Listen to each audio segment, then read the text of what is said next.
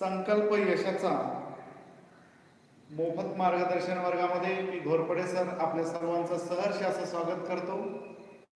आज आपण जे प्रश्न शिकणार आहोत ते प्रश्न आपल्यासारख्या विद्यार्थ्यांकडून आलेले आहेत आणि त्या प्रश्न त्या विद्यार्थ्यांना अवघड जात होते, तर त्या तशा प्रश्नांचा आपण आज सराव करणार आहोत। चला त्यांनी पाठवलेल्या प्रश्नांचा आपण सराव करूया आजच्या या क्लासमध्ये। पहिला प्रश्न अगदी सोपा आहे, चला सोडवा।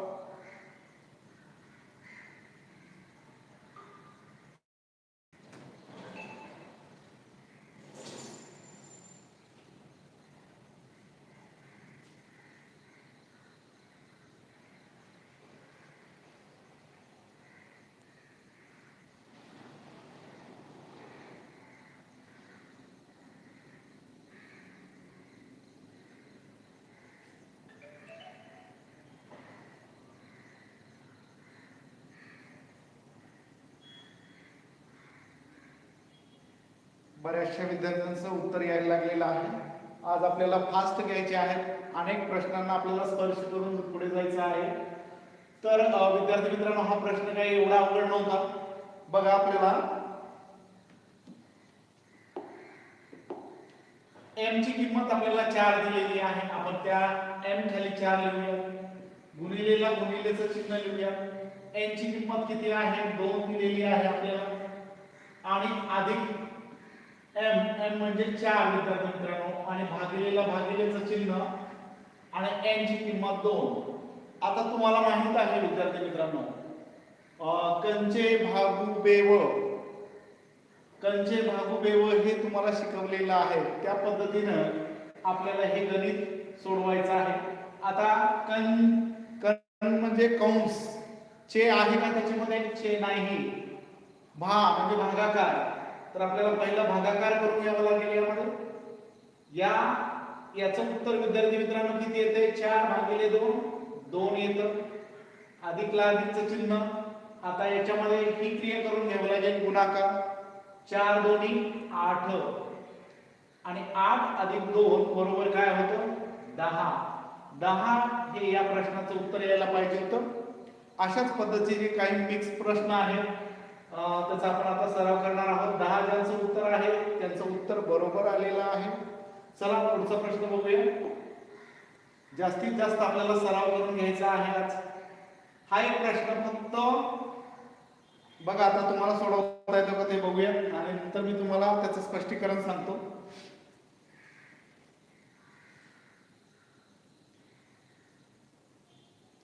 आताच्या प्रश्नाचं उत्तर बघा,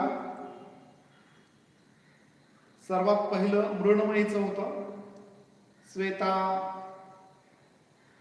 श्रीतेज, श्रेयश, प्रवीण, विदिता, गौरांग, रुचिका,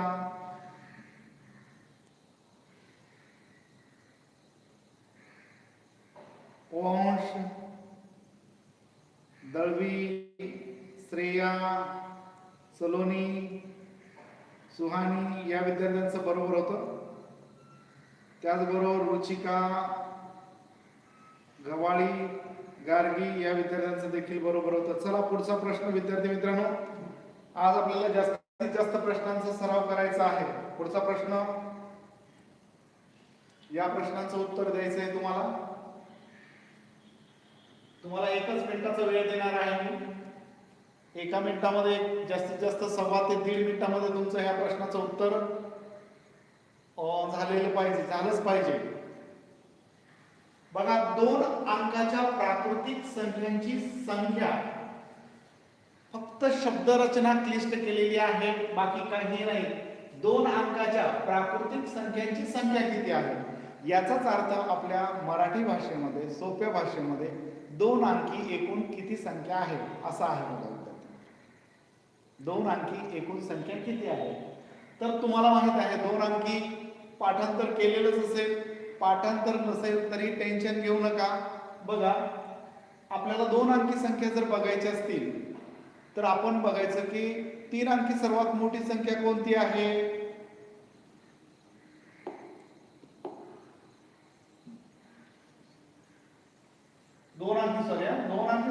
मोठी संख्या कोणती आहे? 99.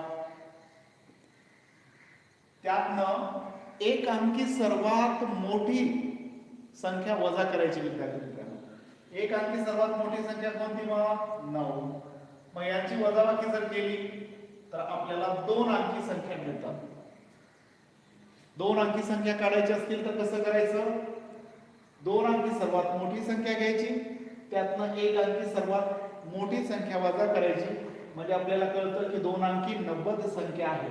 2 अंकाच्या प्राकृतिक संख्येची संख्या किती आहे?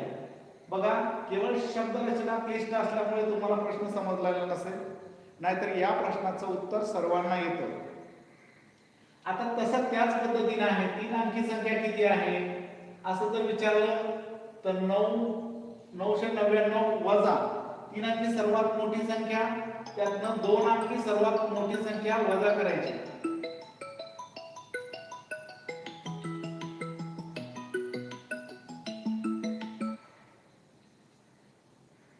दोन अंकी सर्वात मोठी संख्या वजा करायची, ते उत्तर येतं आपलं 900. आता या पद्धतीने, या पॅटर्नने तुम्ही जास्तीत जास्त संख्या करू शकता.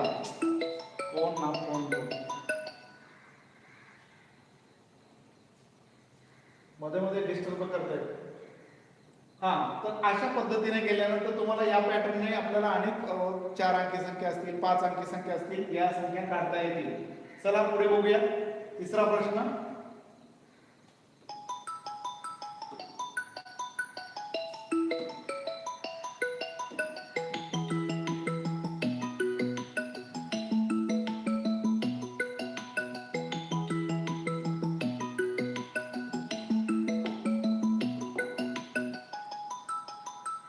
हा एक प्रश्न आहे विद्यार्थी मित्रांनो.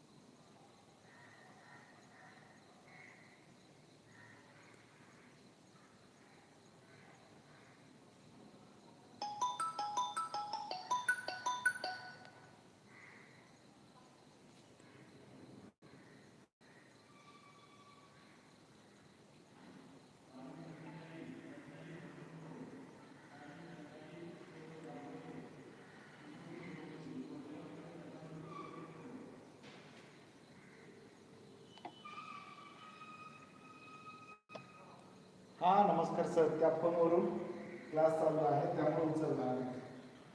काय?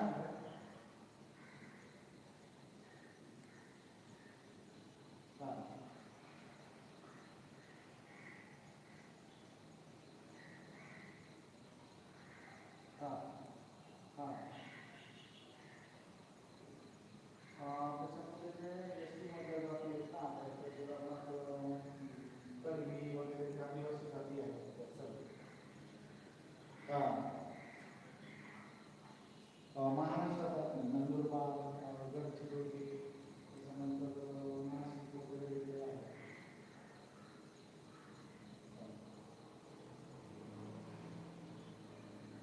नमस्कार सर.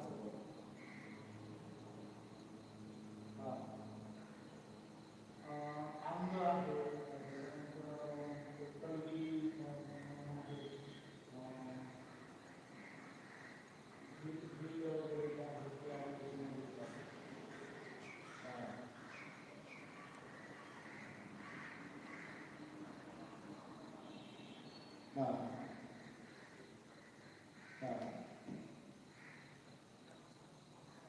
नाही ते नाही झालं.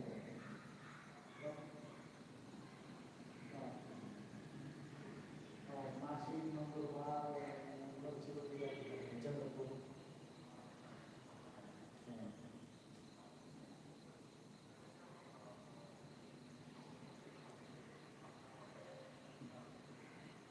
हो,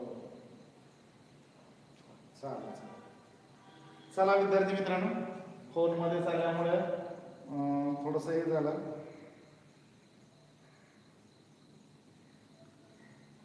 बघा, एका मजुरांनी रोजंदारीवर 23 फेब्रुवारी 2016 ते 3 मार्च 2016 पर्यंत काम केले तर त्याला किती दिवसाची मजुरी द्यावी लागेल? बघा, आता मजुरी सुरुवात कधी केली त्यांनी कामाला?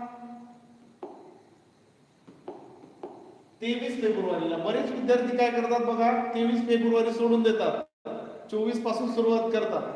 23 फेब्रुवारीला त्यांनी सुरुवात केली म्हणजे 23 फेब्रुवारी पासून आपल्याला काम त्यांनी केलेलं आहे.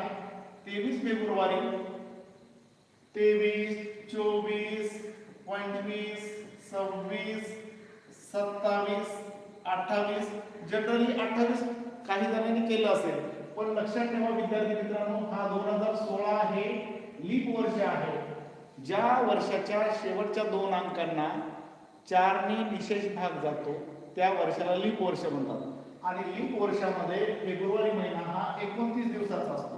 म्हणजे फेब्रुवारी महिन्यामध्ये त्यांनी किती दिवस काम केलं? 1, 2, 3, 4, 5, 6, 7. फेब्रुवारीतले 7 आणि मार्च मधले 13 असे एकूण त्याने किती दिवस काम केलं? तर त्याने 20 दिवस काम केलं. म्हणजे त्याला 20 दिवसाची मजुरी द्यावी लागेल. चला पुढचा प्रश्न बघूया.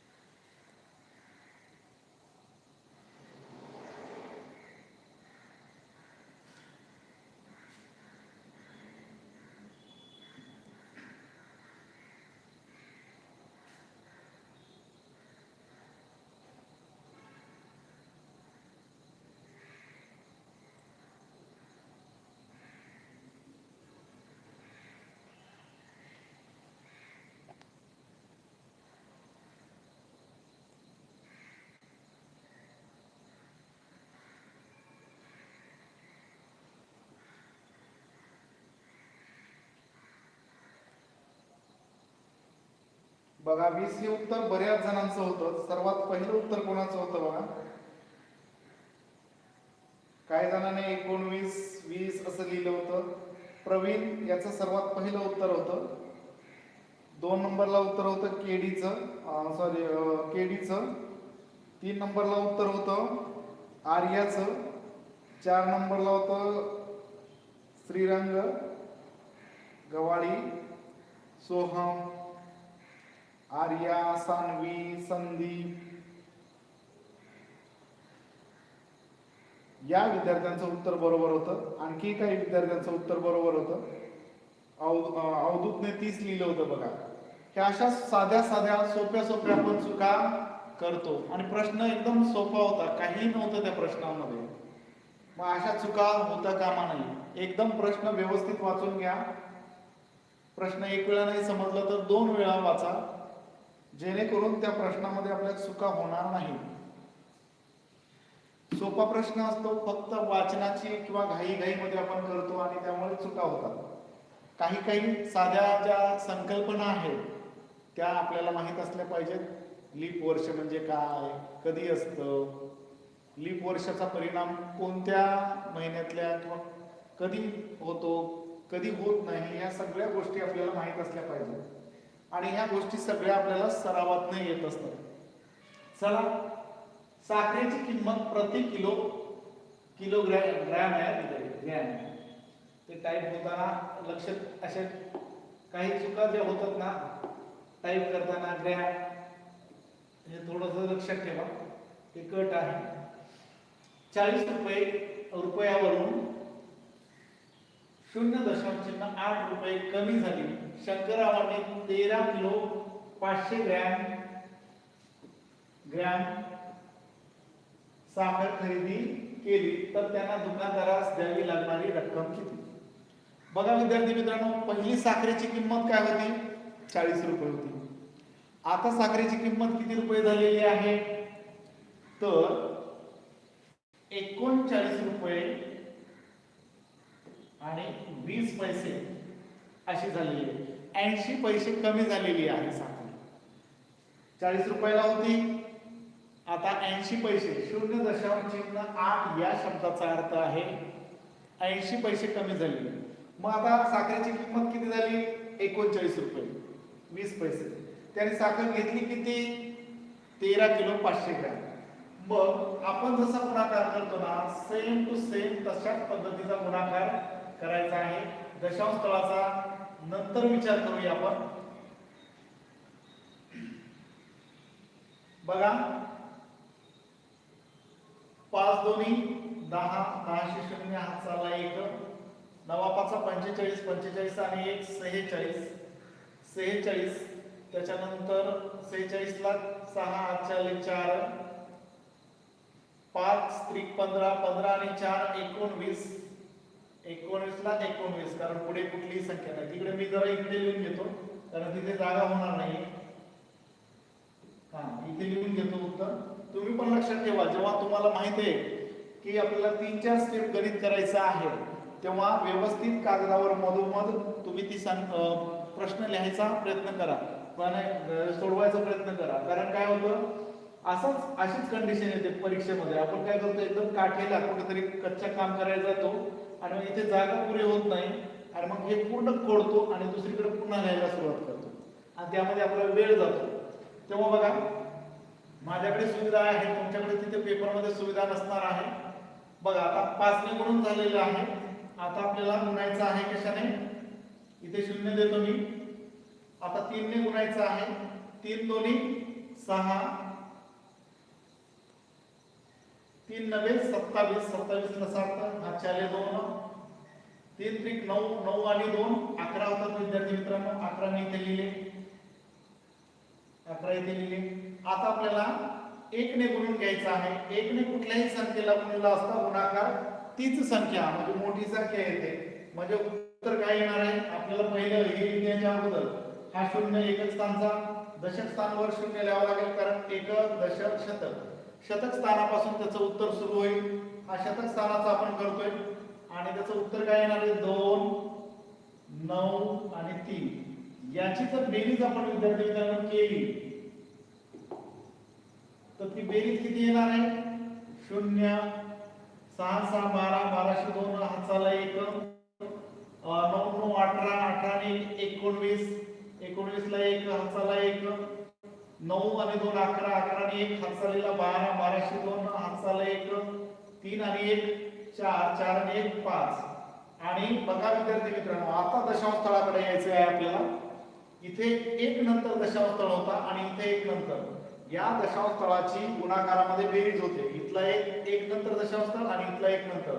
म्हणजे आपल्याला 2 संख्या सोडून 2 संख्येनंतर आपल्याला दशांश तळ द्यावा लागेल.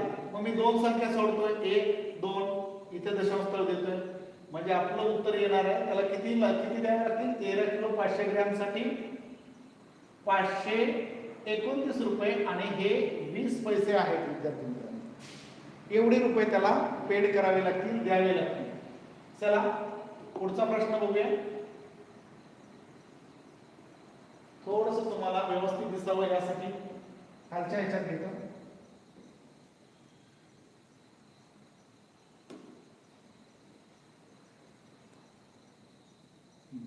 हा एक प्रश्न पाठवलेला होता विद्यार्थ्यांनी. सोपा आहे पण थोडासा गोंधळ होतो काही काही जणांना. काय हरकत नाही, आपण बघूया.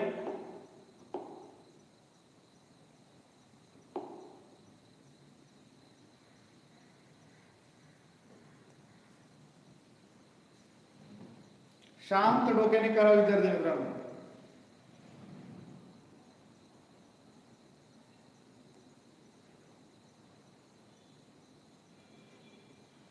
बघा किती विद्यार्थ्यांचं चुकलंय सांगा मला.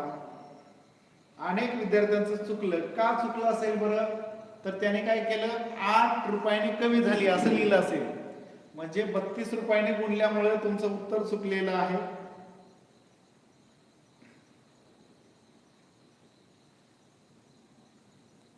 आता बरेचसे विद्यार्थी उत्तर पाठवत आहेत. काही जणांनी अगोदरच पाठवलेलं असेल. अगोदर पाठवणारे कोण आहेत बघूया.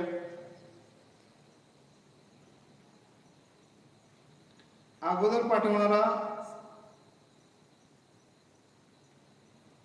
हा ठीक आहे, होतं 2च्या जागेवर 3 पाठवलेस काय?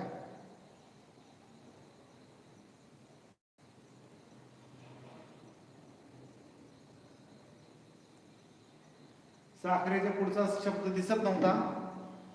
बरं, आता दिसतंय ना व्यवस्थित? आता या प्रश्नाचं उत्तर दे बघा.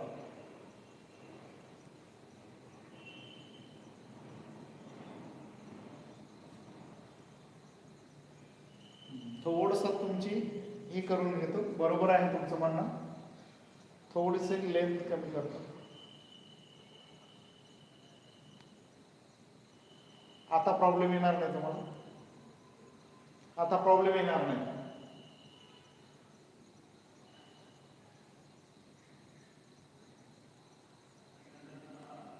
चला, उत्तर यायला सुरुवात झालेली आहे. अभिनंदन तुमचं, छान प्रयत्न करताय. बघा, हा प्रश्न कशा पद्धतीने सोडवायचा, अगदी सोपा प्रश्न आहे. 2-3 पद्धती आहेत, पण तुम्हाला कुठली चांगली वाटते ती बघा. बघा, हा प्रश्न आपण सोडूया. बघा, रेहाना तिच्या आईपेक्षा 26 वर्षांनी लहान आहे. त्या दोघींच्या वयाची बेरीज 48 वर्ष असल्यास रेहानाच्या आईचे वय किती? बघा, आई मोठी असणार आहे, मुलगी लहान असणार आहे. कारण आई 26 वर्ष, आईपेक्षा रेहाना 26 वर्षांनी लहान आहे, म्हणजे आई मोठी आहे ना 26 वर्षांनी. तर आपण काय करूया, आईसाठी मी ए घेतो आणि रेहानासाठी आर घेतो. बघा, आई आणि रेहाना यांच्या वयाची बेरीज किती आहे रे? तर बेरीज आहे 48 वर्ष, असं लिहून घ्या. आणि आई आणि रेहाना यांच्या वयातला फरक म्हणजे वजाबाकी किती आहे त्यांची? तर ती आहे 26 वर्ष. आता मला सांगा, तुम्हाला उत्तर काढायला सांगितलंय कोणाचं वय, कोणाचं काढायला सांगितलंय? तर आईचे वय काय? जेव्हा मोठ्याचं वय विचारलेलं असतं विद्यार्थी मित्रांनो, तेव्हा काय करायचं? बघा, मोठ्याचं विचारलेलं असतं तेव्हा काय करायचं? तर तेव्हा बेरीज करायची. आई हे 1 2 वेळा आईचं वय घेतलं आपण. इथे सुद्धा काय करायचं? आईचं वय बेरीज करायची या 2 वयांची. 48 आणि 26 यांची बेरीज बघूया. 8 आणि 6 14, 1404. 4 आणि 2 6 होतात, 6 आणि 1 7 होतात. म्हणजे 2 वेळा आईचं वय घेतलं तर किती आलं? 74. मग 1 वेळा घेतलं म्हणजे 2 वेळा घेतलं तर 74 आलं. 1 वेळा घेणं म्हणजे काय करणे? 2चं दिलंय, 1चं काढायचं, म्हणजे भागाकार करावा लागेल विद्यार्थी मित्रांनो. ए बरोबर काय येईल मग?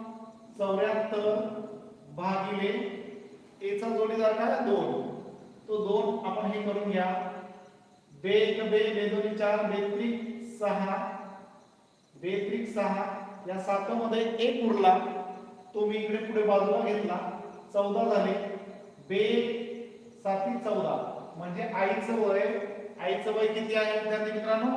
आईचं आहे 37 वर्ष. आईचं वय 37 आलं. आता तुमच्या मनामध्ये प्रश्न आला असेल, यापेक्षाही आणखी वेगळ्या पद्धतीने काढता येतं का? तुमच्या मनात प्रश्न आला असेल की जर रेहानाचं विचारलं असतं तर काय झालं असतं? सर, रेहानाचं वय विचारलं असतं तर काय केलं असतं?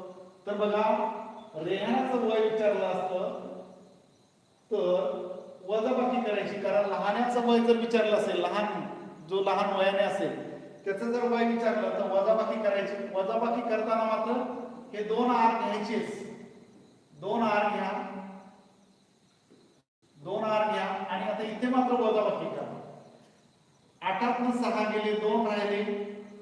4तनं 2 गेले, 2 राहिले. 22.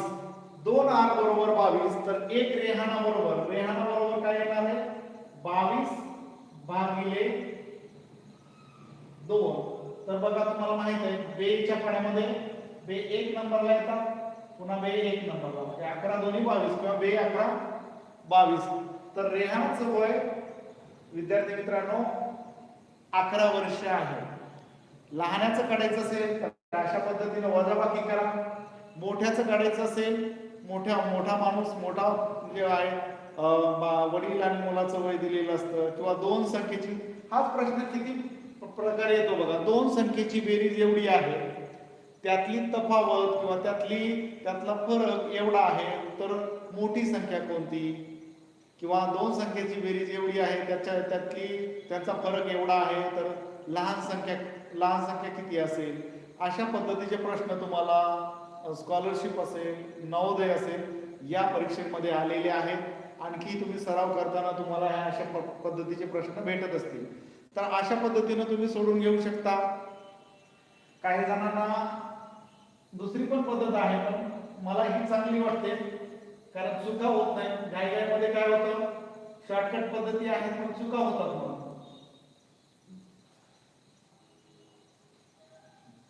मग शॉर्टकट मध्ये काय, तेच आहे. मोठ्याचं जर वय विचारलं तर काय करायचं, यांची बेरीज करून घ्यायची. दिलेल्या वयाची बेरीज 48 आणि हे 26, यांची बेरीज करून घ्यायची आणि त्याला 2 ने भागायचं. 8 7 14, 7 हे 74 आले, या 74 ला 2 ने भागायचं म्हणजे 37 येतं. लहानाचं विचारलं की यांची वजाबाकी करायची. 48 मधून 26 वजा केले आणि आलेल्या उत्तराला 2 ने भागायचं. असं शॉर्टकट पण आहे, पण तुम्हाला समजावं यासाठी हे केलेलं आहे. लक्षात ठेवा, तुम्हाला जी सोपी वाटते त्या पद्धतीने करा, पण अचूक उत्तर आले पाहिजे. चला पुढचा प्रश्न बघूया. हा प्रश्न बघा, हा पण प्रश्न मुलांनी पाठवलेला आहे.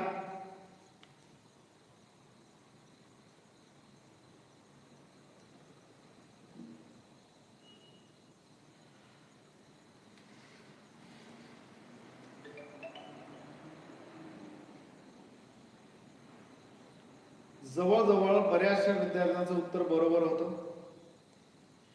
बघा इथे सुद्धा चूक केलेली आहे. काही जणांनी 22 लिहिलेलं आहे. आईचं वय विचारलं होतं. श्रीतेजचं बरोबर आहे. अनुष्का गावडेचं बरोबर आहे.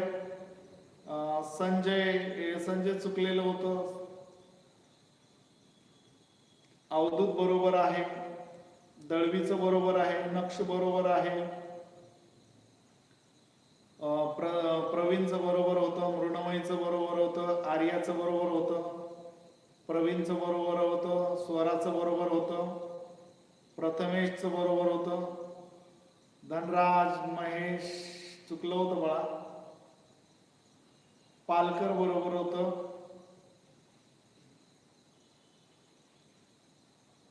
प्रियंका बरोबर होतं. श्रेयश बरोबर होतं. प्रेरणाचं बरोबर होतं. रुचिरा 22 लिहिलं होतं. चालेल. श्रीतेज बाळा एकदाच टाकत जा, म्हणजे बाकीच्यांचं पण शिकवाय, म्हणजे बाकीच्यांना पण नाव आली पाहिजेत ना रे. तुझं उत्तर बरोबर आहे, छान आहे. मिलिंद सुतार, थँक्यू सर, तुम्ही खूप छान शिकवता, धन्यवाद.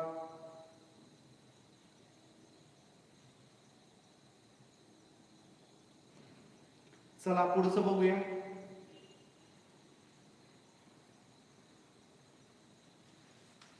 बघा विद्यार्थी मित्रांनो, काही अवघड नाहीये प्रश्न, फक्त थोडस आपल्याला हे करता आलं पाहिजे. निरीक्षण करा, तुम्हाला समजून जाईल ते.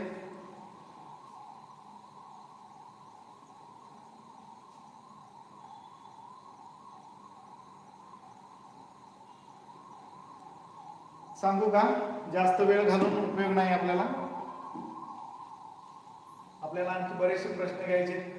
एका शाळेची पटसंख्या, एवढी पटसंख्या आहे विद्यार्थी, किती पटसंख्या जर बघितली आपल्याला दिलेली आहे पटसंख्या, हे 180 पटसंख्या, म्हणजे एकूण विद्यार्थी आहेत 180. त्यापैकी 5/9 मुली आहेत. मग 5/9 म्हणजे मुली म्हणजे काय बघा आता, 5/9 आता एकूण संख्या आहे ना, 180 गुणिले 5 करायचं विद्यार्थी मित्रांनो, 5/9 करायचं. आता 9 ने कोणाला भाग जाईल? 180 ला जाईल की 5 ला जाईल? बरोबर 180 ला जाईल. मग 9 च्या पाड्यामध्ये 180 किती वेळ किती नंबरला येतील? 9 1 9, 9 दोन्ही 18. हे 18 संपलेली आहे. आणि 9 ने 0 ला गुणलं तर 0 गुणाकार म्हणजे भागाकार. आता वर 20 आले, 20 गुणिले 5 म्हणजे किती रे? 20 गुणिले 5 म्हणजे 100. म्हणजे मुलींची संख्या आपल्याला समजलेली आहे. मुली किती आहेत त्या शाळेमध्ये? त्या शाळेमध्ये मुली आहेत 100. आता मुली आपल्याला समजल्यानंतर काय करूया बघा. मुली 100 आहेत हे आपल्याला समजलंय.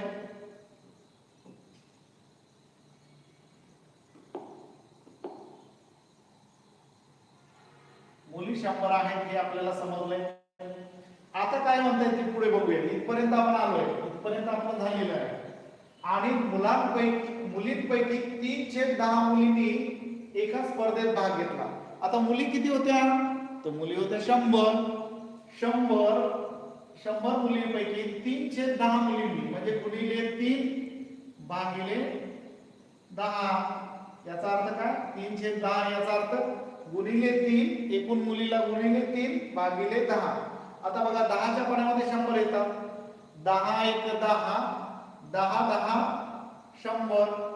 आता इकडे 10 आले. 10 आणि 3 चा गुणाकार केला तर किती येतात विद्यार्थी मित्रांनो? 30 येतात. म्हणजे 30 मुलींनी स्पर्धेत भाग घेतला. या 30 मुलींनी स्पर्धेत भाग घेतला. तर किती मुलींनी स्पर्धेत भाग घेतला नाही? आता मुलींची संख्या आपल्याला एकूण कळली होती, समजली होती की 100 आहे मुली, 100 मुली आहेत. त्यातल्या 30 मुलींनी जर भाग घेतला असेल तर आता तोंडी यायला पाहिजे की नाही तुम्हाला? स्कॉलरशिपचे विद्यार्थी आहेत. 100 30 गेले. भाग न घेतलेल्या मुली किती मुलींनी स्पर्धेत भाग घेतला नाही? तर 100 मधून 30 गेले, 70 राहिले. 70 मुलींनी स्पर्धेत भाग घेतला नाही. अशा पद्धतीचं एकदम सोपं होतं गणित. फक्त मोठ्याच्या मोठं लांबी रुंदी भरपूर वाटते, गोळी भरपूर दिलेल्या वाटतात आणि आपल्याला वाटतं आता एवढा मोठा प्रश्न वाचायचा कधी आणि सोडवायचा कधी. असे प्रश्न खूप सोपे असतात. चला पुढे बघूया.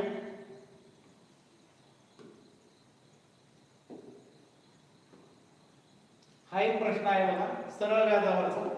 आपले जवळजवळ सर्व घटक शिकून झालेले आहेत आणि आता आपण अवघड वाटणारे किंवा हे प्रश्न घेतोय की मला पण वाटली पाहिजे हे ज्या प्रश्नांचं उत्तर मुलांना सोडवायला अवघड जातं, अशा प्रश्न पण मी घेतोय. इथे मुलं अडू शकतात, मुलांचं अडू शकतं, असे जे प्रश्न आहेत त्या प्रश्नांचा सराव आपण करणार आहोत आता इथून पुढे.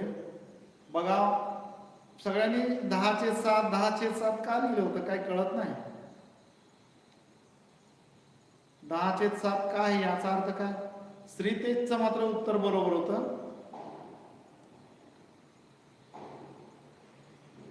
मृण्मयीचं उत्तर बरोबर होतं. त्याचबरोबर अवधूत, विदिता, श्वेता आणि आता नंतर बऱ्याच जणांनी दिले, म्हणजे नंतर हे शिकून झाल्यानंतर दिलेलं आहे.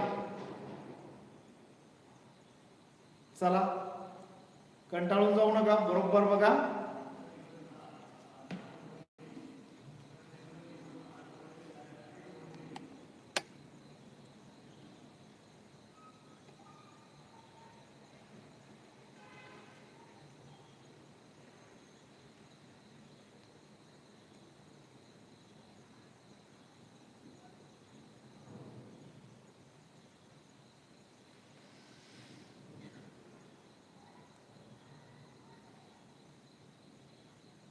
बघा काही जणांचं उत्तर आलेलं आहे 1%, 1%, 1%, 1%, 1%. साधे प्रश्न आहेत पण किती फसतोय आपण बघा. तुम्ही विचार करा, आपण एवढे प्रश्न सोडवले, त्यातले आपले मनाने प्रामाणिकपणे बघा किती प्रश्न बरोबर आले होते, किती प्रश्नांचं उत्तर आपलं बरोबर आले आणि आपल्या का चुका होत आहेत हे बघा. सर्वांचं 1%, 1%, 2%, प्रथमेश पवार 1%, मुरकुटे म्हणते 1%, प्रेरणा म्हणते 2%, 1%, 2%, 1%, 2%. चला बघूया खरंच किती टक्के येते ते. बघा अगदी सोपा प्रश्न आहे आणि मला 1000 रुपयाचे मासिक सरळ व्याज 10 रुपये आहे, तर व्याजाचा दर किती? विद्यार्थी मित्रांनो लक्षात ठेवा, व्याजाचा दर हा आपण वार्षिक काढत असतो, मासिक काढत नाही, तर वार्षिक काढतो. म्हणजे वर्षाला व्याज किती हे आपण सांगतो. आणि त्याचं सूत्र काय आहे? दर काढायचा आपल्याला. दर काढण्यासाठी आपण बघा दर बरोबर सूत्र काय आहे बघा सांगतो तुम्हाला. दर बरोबर व्याज गुणिले 100 भागिले मुद्दल किंवा मग मुद्दल गुणिले काळ, अशा पद्धतीचं सूत्र आहे काळ. दर बरोबर व्याज गुणिले 100 भागिले मुद्दल गुणिले काळ. बघा विद्यार्थी मित्रांनो, तुम्ही काय चूक केली, तुमची चूक काय झाली की बरोबर आहे ते बघून घ्या तुम्ही. बघा या शब्दांचे अर्थ तुम्ही लक्षात घेत नाही. 1000 रुपयाचे मासिक सरळ व्याज, महिन्याचं सरळ व्याज किती? 10 रुपये. एका महिन्याचं 10 रुपये व्याज आहे. मग वर्षामध्ये महिने किती असतात? 12 महिने असतात. मग व्याज किती होईल रे? 10चा पाढा 12 वेळा म्हणा, कारण एका महिन्याचं व्याज दिलेले. मासिक व्याज 10 रुपये, महिन्याचं व्याज 10 रुपये. मग वर्ष कितीचं असतं? 12 महिन्याचं असतं. म्हणजे व्याज किती आहे विद्यार्थी मित्रांनो? 120. मग आता बघा व्याज किती आलं आपलं? 120 आलं गुणिले 100 भागिले मुद्दल किती आहे? 1000 रुपये. काय किती आहे? 1 वर्ष. व्याजाचा दर जर काढायचा असेल तर आपल्याला एका महिन्याचा आपण व्याज काढत नाही, तर वर्षाचं काढतो. आणि तिथेच तुम्हाला त्यांनी फसवलं. हे शून्य कटला, हे शून्य कटला, हे शून्य कटला, हे शून्य कटला, हे शून्य कटला, हे शून्य कटला. म्हणजे चांगले राहिले किती विद्यार्थी मित्रांनो? 12. तर व्याजाचा दर आहे 12%. वार्षिक दर आहे 12%. किती जणांचं 12 आलं होतं रे? खरंच आलं होतं का? नाही. मी जेवढी हुशार मुलं बघितली, म्हणजे जवळ सगळीच मुलं हुशार आहेत, तर सगळ्यांनी 1%, 2%, 1%, 2% असं लिहिलं होतं. काही हरकत नाही, हा शब्द तुमच्यासाठी नवीन होता, बघून घ्या. एका महिन्याचं व्याज दिलेलं आहे, आपल्याला 12 महिन्याचं व्याज काढून घ्यावं लागेल आणि नंतर मग दर काढावा लागेल. ओके, सगळ्यांचं चुकलंय, सगळ्यांचं. आता लिहित असतील काही जण.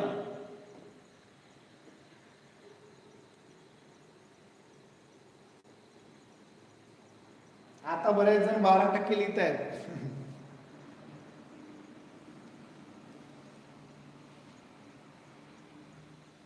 आता भरपूर जणांनी 12% लिहिले. म्हणून मला अपेक्षा होती मगाशी, सर मला समजले नाही. अरे बाळा, एका महिन्याचं मासिक म्हणजे महिन्याचं व्याज दिलेलं होतं 10 रुपये. मग ते वर्षाचं व्याज करून घेतलं. एका महिन्याला 10, 12 महिन्याला 120 रुपये व्याज, बाकी काही नाही त्याच्यामध्ये.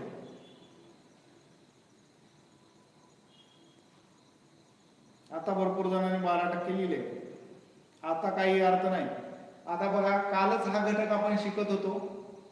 1 किलोग्रॅम या बाळा नव्हते टाईप करताना ग्रॅम तिथे येत नाही, टाईप होत नाही.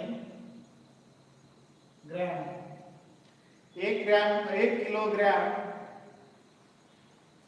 किलोग्रॅम म्हणजे 1 किलोग्रॅम. काही दिलेलं नाही, त्याचा अर्थ 1 किलो. 1 किलोग्रॅम व 150 ग्रॅम यांचे गुणोत्तर किती?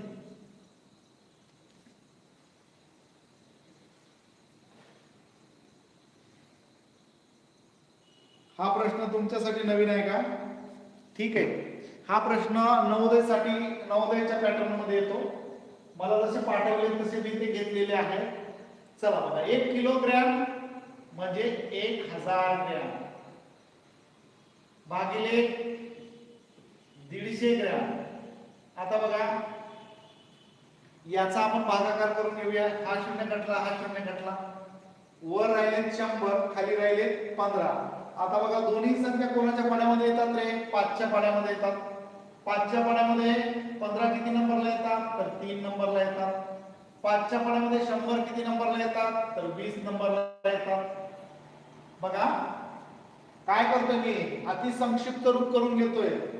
100/15 चं लहान रूप करून घेतोय. बघा दोन्ही संख्या 5च्या पाड्यात येणार आहेत. 15 5च्या पाड्यामध्ये 3 नंबरला येते, 100 5च्या पाड्यामध्ये 20 नंबरला येते. म्हणजे गुणोत्तर काय होतं बघा, किलोग्रॅम व 150 ग्रॅम यांचे गुणोत्तर. पहिलं कोणाचं विचारलं याचं, म्हणून याचं पहिलं लिहून घ्यायचं 20 दसे म्हणतात याला. तुमच्यासाठी नवीन असेल किंवा काही जणांचे प्रॅक्टिस मध्ये आले पण असतील. 3 याचं गुणोत्तर काय, 20/3 असं गुणोत्तर आहे. किलोग्रॅम 1 किलोग्रॅम आणि 150 ग्रॅम याचं गुणोत्तर आहे 20/3. अशा पद्धतीने हा प्रश्न सोडून घ्यायचा.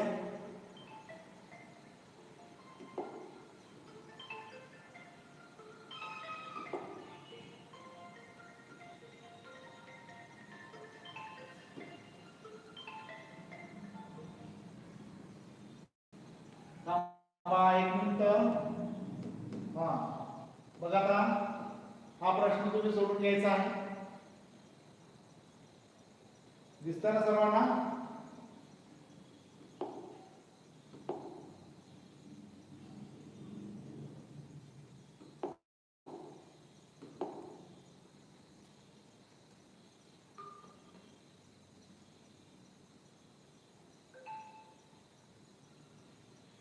सोपे प्रश्न आहेत विद्यार्थी मित्रांनो, पण चुका कशा होत आहेत बघा. अजिबात अवघड प्रश्न नाही ते, फक्त फसवे प्रश्न आहेत.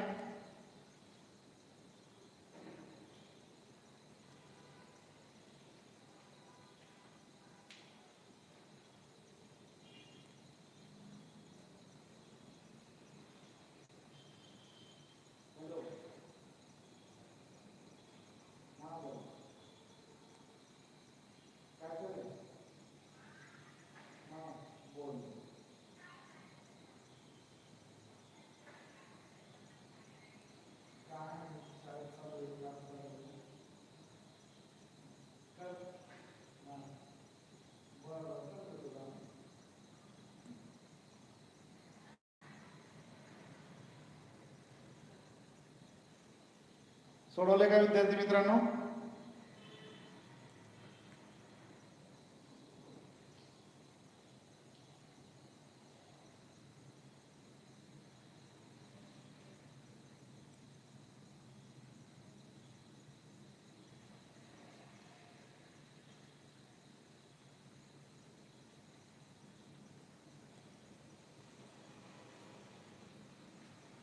चला बघूया किती जणांचं उत्तर येतं.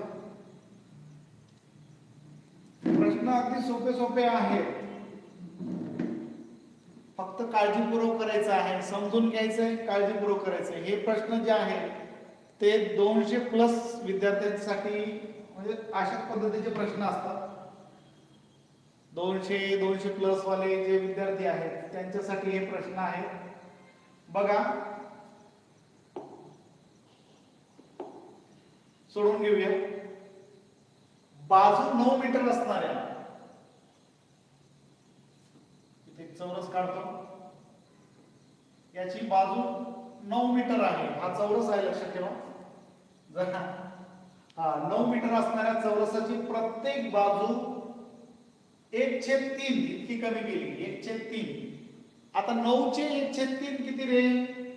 9 चे 1/3 म्हणजे 9 ला 1 ने गुणणे आणि 3 ने भागणे. मग काय येईल त्याची बेरीज, म्हणजे भागाकार काय येईल? 9 ने 1 ला गुणलं, गुणाकाराला 9 भागिले 3, उत्तर काय येणार आहे? 3.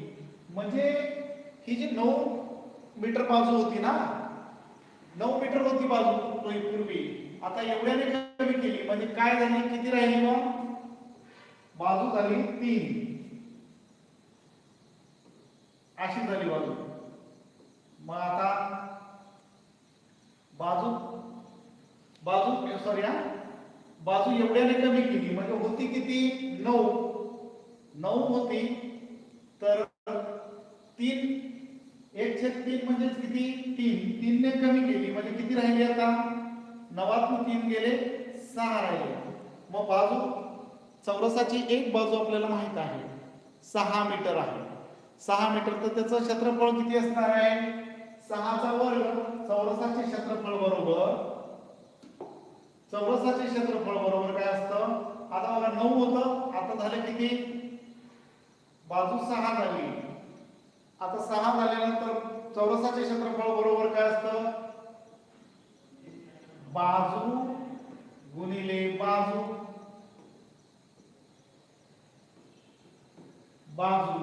किंवा बाजूचा वर्ग. बाजू गुणिले बाजू म्हणजे 6 गुणिले 6 36 किंवा बाजूचा वर्ग म्हणजेच काय बाजूचा वर्ग म्हणजे काय 6 चा वर्ग. 6 चा वर्ग तुम्हाला माहित आहे 36 असतं. 36 चौरस. बघा विद्यार्थी मित्रांनो माप कशामध्ये मीटर मध्ये तर उत्तर सुद्धा तुमचं चौरस मीटर यायला पाहिजे. चौरस मीटर.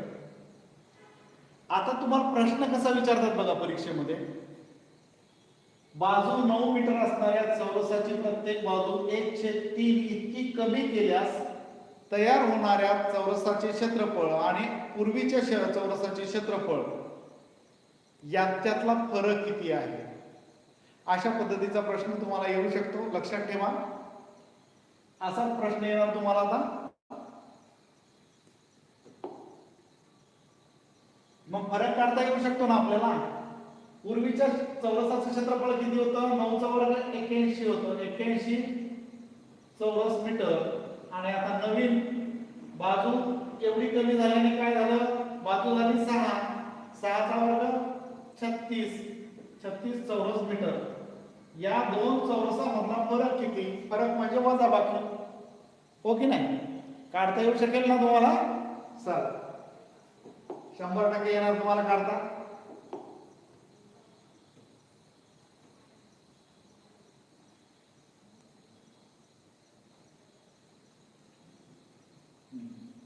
हा एक प्रश्न बघा विद्यार्थी मित्रांनो. सोपे साधे प्रश्न आहेत आणि जे परीक्षेला येऊ शकतात असेच प्रश्न आपण घेतलेले आहेत. तुम्हाला स्कॉलरशिप असेल की नवोदय असू दे नाहीतर मंत्र असू दे.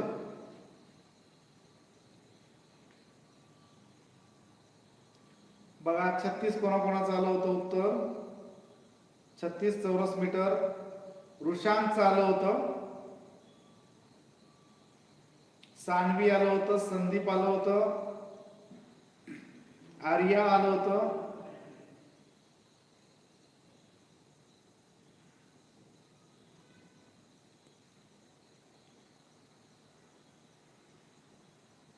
दोन्हीकडे पण येऊ शकतात. बघा असे प्रश्न तुम्हाला स्कॉलरशिपला पण येऊ शकतात आणि नवोदयला पण येऊ शकतात प्रश्न.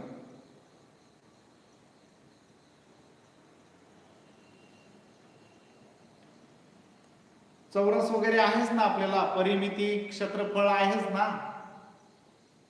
स्कॉलरशिपला तो घटक आहेच. चौरसाचे परिमिती क्षेत्रफळ आयताची परिमिती क्षेत्रफळ यावर आधारित प्रश्न आहेतच आपल्याला. चला हा प्रश्न बघूया. हा मीटर सेंटीमीटर वरचा प्रश्न आहे. किती जणांना उत्तर येतं बघूया याचं.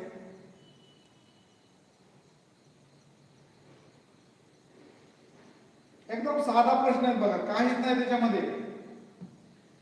अगदी साधे पण आपल्याला किती गोंधळात टाकणारे प्रश्न आहेत बघा ते. एकदम साधा प्रश्न आहे काही नाही त्याच्यामध्ये. सुधाने 4.5 मीटर दोरी घेण्याऐवजी तिला सांगितलं 4.5 मीटर दोरी आण तर तिने आणली किती 4/5 मीटर दोरी आणली. आता 4/5 मीटर म्हणजे काय तर बघूया. 4.5 तुम्हाला समजतं पण 4/5 हे समजतं का बघा. 4/5 याचा अर्थ 4/5 मीटर बघा. आता इथे आपण काय करूया, इथे दशांश स्थळ देऊया, 0 दशांश स्थळ देऊया आणि याच्यावर एक 0 वाढवूया. दशांश स्थळ इथे दिलं की इथे आपण पाठीमागे एक 0 वाढवू शकतो. मग 5 8 40, 5 ने 40 ला 5 ने भागलं की उत्तर काय आलं, 0.8 मीटर. आता 0.8 मीटर म्हणजे काय विद्यार्थी मित्रांनो, तर 80 सेंटीमीटर, हो की नाही. 100 सेंटीमीटरचा 1 मीटर होतो. दशांशाच्या लगेच जवळ आलेला अंक हा जो आहे त्याचं सेंटीमीटर मध्ये रूपांतर होतं. हा मीटर काय, 0 मीटर, आणि दशांशाच्या लगेच इथं जवळ आलं म्हणून 80 सेंटीमीटर होतं. 0.8 याचा अर्थ काय असतो, याच्या पुढे आपण कितीही 0 लावू शकतो, पण एवढं 0 लावला तरी 80, 0 नाही लावला तरी 80 सेंटीमीटर. मग 80 सेंटीमीटरच तिने दोरी आणली. मग आणायला सांगितली होती किती, 4.5 मीटर. 4.5 मीटर म्हणजे 4 मीटर आणि 50 सेंटीमीटर. म्हणजेच काय, 1 मीटर म्हणजे तुम्हाला माहिती आहे 100 सेंटीमीटर. मग 4 मीटर म्हणजे काय, 400. 400 आणि 5.5 म्हणजे 50 मीटर.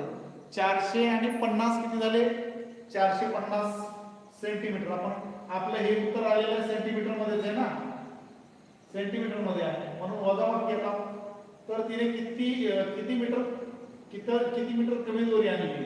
मग वजाबाकी करावी लागेल विद्यार्थी मित्रांनो. बघा 450 सेंटीमीटर मधून 80 सेंटीमीटर आपण वजा केले तर 0 गेला, 0 राहिला. आता 5 8 जात नाही म्हणून आपण काय करतो, 5 वर घेतो, 4 कडे 1 इथे देतो आणि 4 कडे राहिले 3. इथे मात्र क्रिया केल्यावर लगेच लक्षात ठेवा, नाहीतर काय करता, 4 कडे 1 इथे दिला आणि 4 कडे 4च ठेवता. 4 1 कमी झाला, 3 लिहितच नाही. 15 8 गेले विद्यार्थी मित्रांनो, 7 राहतात आणि हे 3. म्हणजे 370 सेंटीमीटर तिने कमी आणली. किती दोरी कमी घेतली तर 370 सेंटीमीटर. पण इथं जर पर्यायामध्ये 370 नसेल तर मग काय होतं, 370 असे लिहून घ्या, भागिले मीटर मध्ये रूपांतर करायचं म्हणजे 100 ने भागायचं. 100 मध्ये किती शून्य, 1 2, सरळ सरळ दोन संख्या सोडून द्यायच्या, 1 2 आणि इथं दशांश द्यायचं. म्हणजेच याचा अर्थ काय असतो, 3 मीटर आणि 70 सेंटीमीटर दोरी तिने कमी घेतली.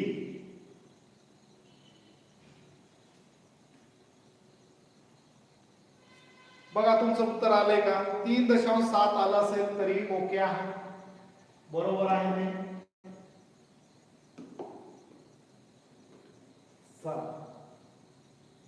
हा प्रश्न तुम्हाला सोडवता येतो का बघा.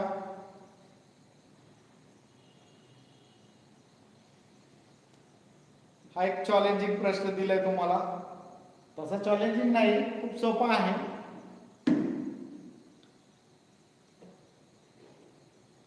तीनशे 70 सेंटीमीटर किंवा 3.7 सेंटीमीटर असेल तर तुमचं उत्तर ओके आहे. बघा आज भरपूर प्रश्नांचा सराव झाला आपला. 11 प्रश्न, 11 प्रकारचे आपण प्रश्न घेतलेले आहेत, वेगवेगळे प्रश्न आहेत. बघूया या प्रश्नाचं उत्तर किती जणांना येतं.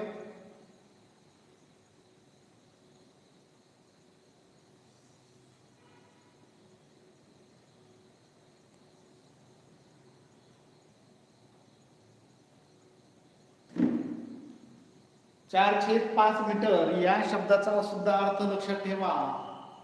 4/5 म्हणजे काय तर 80 सेंटीमीटर.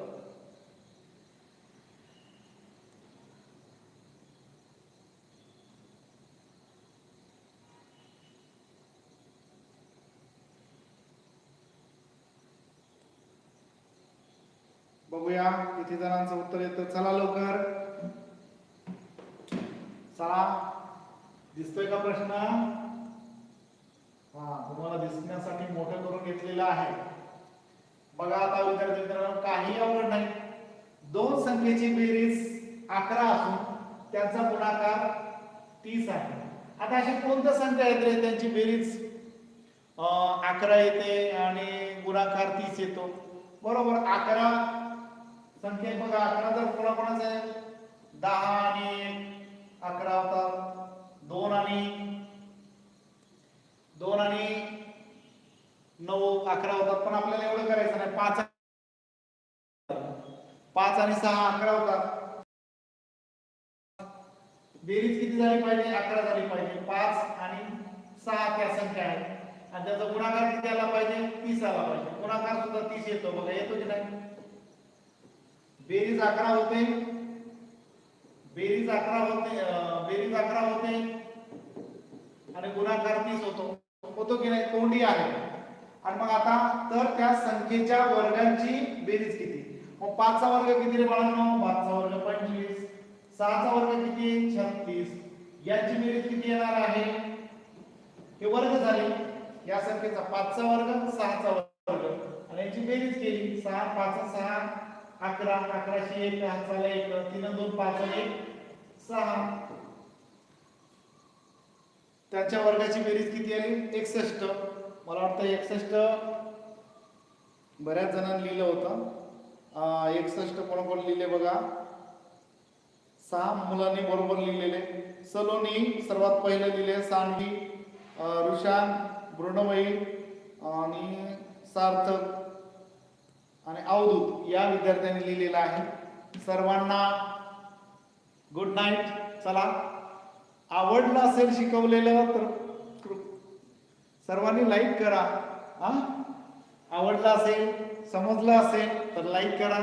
चला विद्यार्थी मित्रांनो, बाय. भेटूया पुढच्या सोमवारी आणि मंगळवारी.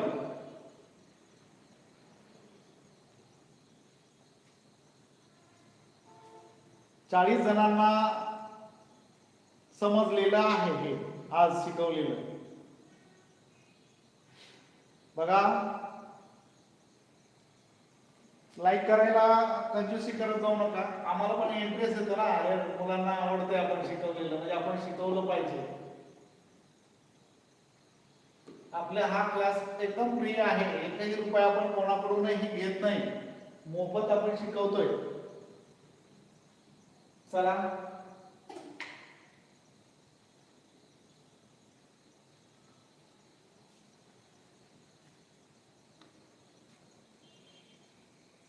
सर्वांना बाय.